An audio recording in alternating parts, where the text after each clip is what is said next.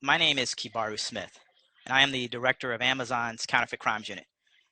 Our Counterfeit Crimes Unit is an international team of former prosecutors, law enforcement from the United States, and law enforcement partners from EU, and data analysts. And we're an international team that sits all over the world, from Seattle to Washington, D.C., Italy, London, Singapore, and China.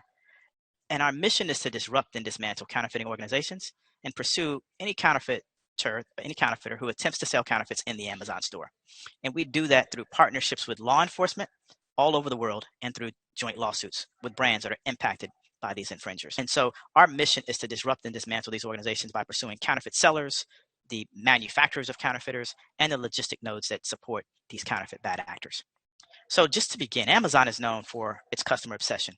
And a critical part of that is earning and maintaining our customers' trust. As part of this commitment to earning and maintaining customer trust, we strictly prohibit the sale of counterfeit products, and we constantly innovate to detect and prevent counterfeit products from reaching our customers. And how do we innovate? For example, in 2021, Amazon invested more than $900 million and employed more than 12,000 people, including machine learning scientists, software developers, and expert investigators, to protect customers and brands and selling partners and our store from counterfeit, fraud, and other forms of abuse. And in 2020, we also created the Counterfeit Crimes Unit, the team that I lead, as I mentioned, which is a global team working with brands and law enforcement and customers all across the globe to hold bad actors accountable and stop them for good. We hold them accountable, as I mentioned, through law enforcement referrals and civil suits, where we go after those illicit proceeds and ensure that they cannot have a safe harbor in the Amazon store. However, what is key to this work is collaboration. Preventing counterfeit across the industry requires retailers, logistics providers, customs, and government bodies to work together in one accord to go after these bad actors at scale. And in Italy alone, there is an example of what the public and private sectors can do together to fight counterfeits. The FATA project, From Awareness to Action, where I had the pleasure of being in Milan several weeks ago to present on a panel on that consortium, stemmed from an unprecedented collaboration between Catholic University Milan, with its spinoff Crime and Tech, and the Ministry of Internal Affairs, with the support of Amazon.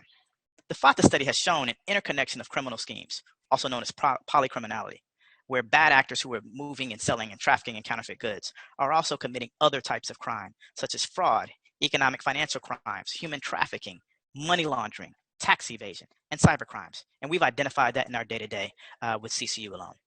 And as a result, awareness, prevention, investigation, and cooperation between public and private actors emerge as key factors to fight the new counterfeiting schemes and the criminal actors. And we're glad to support this project that represents a successful model of collaboration between private and public bodies, as we understand that collaboration is at the core of what Amazon and our Counterfeit Crimes Unit do every day all over the world, in partnership with law enforcement and customs officials and stakeholders, policymakers, and brands.